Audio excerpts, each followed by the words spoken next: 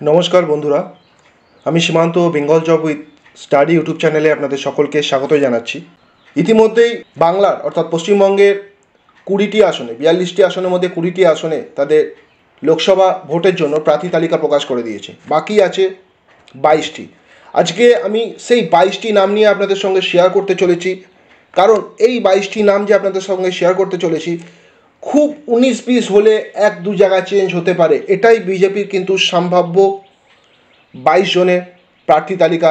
আপনারা দেখতে পারবেন যখনই অ্যানাউন্স হবে, মিলিয়ে নেবেন, এই তালিকার সাথে অলমোস্ট মিল পেয়ে যাবেন। প্রথমে আমি ঝাড়গ্রাম দিয়ে শুরু করব। ঝাড়গ্রামে খুব সম্ভবত বিজেপির লোকসভা ভোটের প্রার্থী হতে চলেছে কুনার হেমব্রম। আরামবাগ থেকে দুজনের নাম এখনও পর্যন্ত জানা যাচ্ছে, যা নিয়ে এখনও দোলাচলে আছে ভারতীয় জনতা পার্টি, যার জন্যই বিজেপির প্রার্থী তালিকা প্রকাশ করতে কিন্তু একটু দেরি হচ্ছে, কারণ তারা বঙ্গকে অর্থাৎ পশ্চিমবাংলাকে এই আসন্ন লোকসভা ভোটে পাখির চোখ করে রেখেছে। জানা যাচ্ছে যেটা মধুসূদন বাগ অথবা অরুণ হালদার, এই দুজনের মধ্যে একজন সম্ভাব্য লোকসভা প্রার্থী হতে চলেছেন।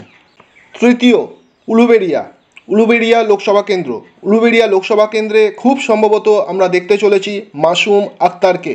বিজেপির এই যে প্রার্থী তালিকা, দর্শক বন্ধুরা, খুবই কিন্তু চমক থাকছে। কিছু হাই প্রোফাইল মানুষকে, নাম করা মানুষকে কিন্তু তারা যুক্ত করেছে তাদের এই প্রার্থী তালিকায়।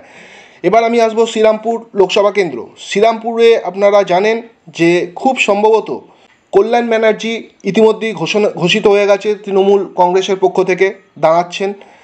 এবার বিজেপি প্রার্থী হতে চলেছেন খুব সম্ভবত দেবজিৎ সরকার অথবা যিনি মেজর আছেন ঋত্বিক পাল। কে জিততে পারে কমেন্ট করে অবশ্যই জানাবেন। এবার আসবো আমি রায়গঞ্জ নিয়ে। রায়গঞ্জে দর্শক বন্ধুরা, রায়গঞ্জে খুব সম্ভবত আমরা দেখতে চলেছি বিশ্বজিৎ লাহিড়ী অথবা পাপিয়া অধিকারী। হ্যাঁ, এই দুজনের মধ্যে খুব সম্ভবত একজন লোকসভা ভোটে প্রার্থী হতে চলেছে ভারতীয় জনতা পার্টির পক্ষ থেকে। বারাসাত লোকসভা কেন্দ্রে আমরা ইতিমধ্যেই জানি যে রাজ্যের শাসক দল তৃণমূল কংগ্রেস তাদের প্রার্থী ঘোষণা করে ফেলেছে, সেই নামটি হলো কাকলি ঘোষ দস্তিদার। তবে ভারতীয় জনতা পার্টির পক্ষ থেকে যে দুটি নাম খুব আলোচনার মধ্যে আছে সেটি হলো বিমল শঙ্কর নন্দ এবং আরও আলোচিত নাম মৌসুমী কয়াল। হ্যাঁ, কান্দনী কাণ্ডে খুবই আলোচিত নাম ছিল মৌসুমী কয়াল, সেই মৌসুমী কয়ালের নাম কিন্তু ঘোষিত হতে পারে।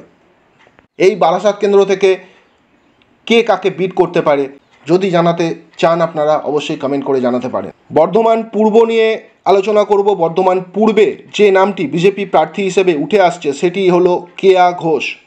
এবার আসছি আর একটি, বলতে পারেন এটা বিজেপির একটি অ্যাটমিক বোমা হবে, সেটা হলো ব্যারাকপুর কেন্দ্র।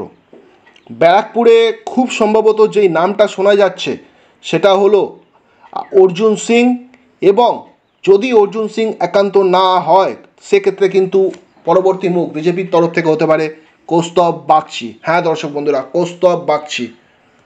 এবার আসছি শাসক দলের একটি গুরুত্বপূর্ণ লোকসভা কেন্দ্র, বুঝতেই পারছেন বীরভূম নিয়ে আলোচনা করছি। সেই বীরভূমে আপনারা ইতিমধ্যেই জানেন যে তৃণমূল কংগ্রেস ঘোষণা করে দিয়েছে তাদের প্রার্থী হচ্ছেন কিন্তু লোকসভা ভোটে শতাব্দী রায়, এবং সেখান থেকে প্রতিপক্ষ হিসাবে ভারতীয় জনতা পার্টি যে প্রার্থী দাঁড় করাতে চলেছে তার নাম খুব সম্ভবত দুধ কুমার মণ্ডল।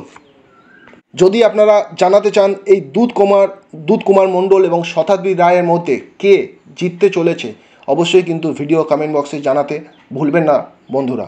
এবার আমি আসছি পরবর্তী কেন্দ্র, সেটা হলো বর্ধমান এবং দুর্গাপুর। দুর্গাপুর থেকে বিজেপির প্রার্থী হিসেবে যে নামটি উঠে আসছে সেটি হলো অগ্নিমিত্রা পাল। বুঝতেই পারছেন একটা হেভিওয়েট নাম, অগ্নিমিত্রা পাল। পরবর্তী টার্গেট হলো দার্জিলিংয়ে খুব সম্ভবত বিজেপির প্রার্থী হয়ে দাঁড়াতে চলেছে এই আসন্ন লোকসভা ভোটে হর্ষবর্ধন সিংলা। হ্যাঁ দর্শক বন্ধুরা, হর্ষবর্ধন সিংলা। এবং এই হর্ষবর্ধন সিংলা যদি ভোটে জয়ী হন, খুব সম্ভবত ইনি হবেন কিন্তু ভারতীয় জনতা পার্টির পক্ষ থেকে দেশের বিদেশ মন্ত্রী, যেটা এখনও সূত্র মারফত আমরা জানতে পারছি। চলুন এবার রাজ্যের শাসক দলের আরেকটি গুরুত্বপূর্ণ কেন্দ্র ডায়মন্ড হারবার ইতিমধ্যেই আপনারা জানেন অভিষেক বন্দ্যোপাধ্যায় লড়তে চলেছে, এবং অভিষেক বন্দ্যোপাধ্যায়ের প্রতিপক্ষ হিসেবে বিজেপি সূত্রে যেটা আমরা জানতে পারছি সোনালী গুহ লোকসভা ভোটে প্রার্থী হতে চলেছে এবং এই দুজনের মধ্যে ফাইটে কে জিততে পারে অবশ্যই কিন্তু ভিডিও কমেন্ট বক্সে আপনারা জানাতে চাইলে জানাতে পারেন দর্শক বন্ধু। এবার আমি আসছি তমলুক নিয়ে আলোচনা করব। তমলুকে আপনারা জানেন যে রাজ্যের শাসক দল ইতিমধ্যেই ঘোষণা করেছে দেবাংশু ভট্টাচার্যের নাম, একজন জুনিয়র নেতা, লিডার বলা যেতে পারে রাজ্যের শাসক দলের, এবং তার বিপক্ষে দাঁড়াতে চলেছে বিজেপির প্রার্থী হয়ে খুব সম্ভবত যে নামটা উঠে আসছে সেটা বুঝতে পারছেন, ওয়ান অ্যান্ড অনলি বিচারপতি অভিজিৎ গঙ্গোপাধ্যায়। হ্যাঁ, বিচারপতি যিনি পদ থেকে সদ্য ইস্তফা দিয়ে জয়েন করেছেন বিজেপিতে, তিনি তমলুক থেকে খুব সম্ভবত বিজেপির হয়ে দাঁড়াতে চলেছেন।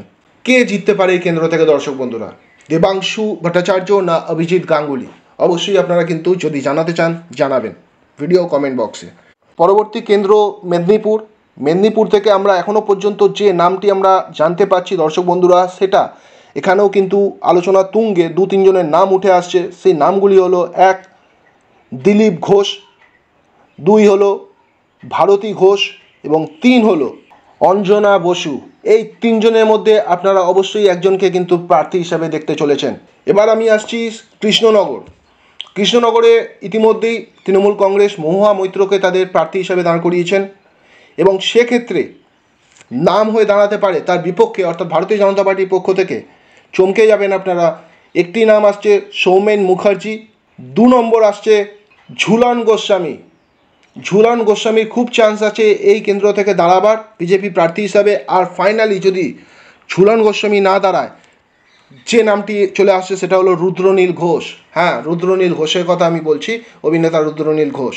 এই কেন্দ্র থেকে সম্ভাব্য ফলাফল কি হতে পারে, কে জিততে পারে জানাতে পারেন কিন্তু ভিডিও কমেন্ট বক্সে। এবার আসছি প্রিয় বন্ধুরা কলকাতা নর্থ। বুঝতেই পাচ্ছেন শাসক দলের একটি শক্তিশালী ঘাঁটি কেন্দ্র। তো সেইখানে ইতিমধ্যেই আমরা জানতে পেরেছি যে সুদীপ বন্দ্যোপাধ্যায় দাঁড়াচ্ছেন, একজন বর্ষীয়ান নেতা, এবং তার বিপক্ষে বিজেপি ভারতীয় জনতা পার্টি যাকে দাঁড় করাবে বলে নিশ্চিত করছে সম্ভবত আপনারা দেখতে চলেছেন, তিনি হলেন তাপস রায়, সদ্য তৃণমূল কংগ্রেস ত্যাগ করা তাপস রয়। কে জিতবে, তাপস রয় না সুদীপ বন্দ্যোপাধ্যায়? খুব টাফ কন্টেস্ট হতে চলেছে, অবশ্যই আপনারা জানাতে পারেন। আরও একটি চমক, কলকাতা এবার সাউথ অর্থাৎ দক্ষিণ কলকাতা নিয়ে আলোচনা করছি। দক্ষিণ কলকাতায় আপনারা ইতিমধ্যেই দক্ষিণ কলকাতা থেকে যে 2টি নাম উঠে আসছে তার মধ্যে 1 নম্বরে থাকছে আপনার বিখ্যাত অভিনেতা, খুবই একটা অ্যাটমিক নাম, মিঠুন চক্রবর্তী। বুঝতেই পাচ্ছেন মিঠুন চক্রবর্তী। আর পরবর্তী পছন্দের তালিকায় আছে কিন্তু ডক্টর কুণাল সরকারের সাথেও কথাবার্তা অনেকটাই এগিয়েছে, তবে মিঠুন চক্রবর্তী ফার্স্ট চয়েসে আছে। যদি তার শারীরিক অবস্থা ভালো থাকে, সুস্থ থাকেন, তাহলে তিনিই দাঁড়াবেন, না হলে কিন্তু ডক্টর কুণাল সরকার ভাবনা চিন্তায় আছে। এবার আলোচনা করছি পরবর্তী কেন্দ্র জঙ্গিপুর লোকসভা কেন্দ্রে।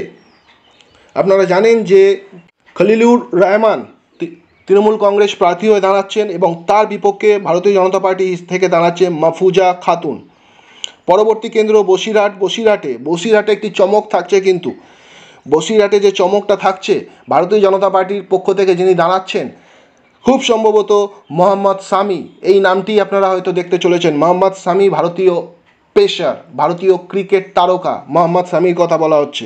পরবর্তী কেন্দ্র হলো আপনাদের জলপাইগুড়ি থেকে আপনারা যে নাম 2টিকে ধরতে পারেন সেই 2টি নাম হচ্ছে, 1 হলো সৌমেন রায়, 2 নম্বর হলো তাপসী রায়। এই দুজনের মধ্যে খুব সম্ভবত একজন কিন্তু প্রার্থী হিসাবে দাঁড়াতে চলেছে ভারতীয় জনতা পার্টির পক্ষ থেকে। পরবর্তী কেন্দ্র দমদম, অতি গুরুত্বপূর্ণ কেন্দ্র আপনারা জানেন, এবং এই দমদম কেন্দ্রে ইতিমধ্যেই তৃণমূল কংগ্রেসের পক্ষ থেকে জানানো হয়েছে প্রার্থী হয়ে দাঁড়াচ্ছেন সৌগত রায়, একজন বর্ষীয়ান নেতা।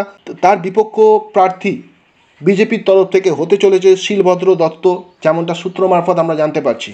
খুব সম্ভবত এই নামগুলি আপনারা দেখতে চলেছেন পরবর্তী বিজেপির লোকসভা কেন্দ্রের যে তালিকা, বঙ্গ বিজেপি যে তালিকা প্রকাশিত হতে চলেছে, সেই তালিকায় এই নামগুলি আপনারা দেখতে পারবেন। তো দর্শক বন্ধুরা, যদি ভিডিওটা ভালো লাগে অবশ্যই কিন্তু লাইক করবেন, আর এরকমই আপডেট পাওয়ার জন্য চ্যানেল সাবস্ক্রাইব করতে ভুলবেন না।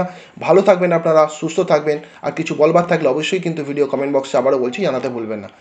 নমস্কার, আমি সীমান্ত, আজকে ভিডিও এখানেই শেষ করলাম।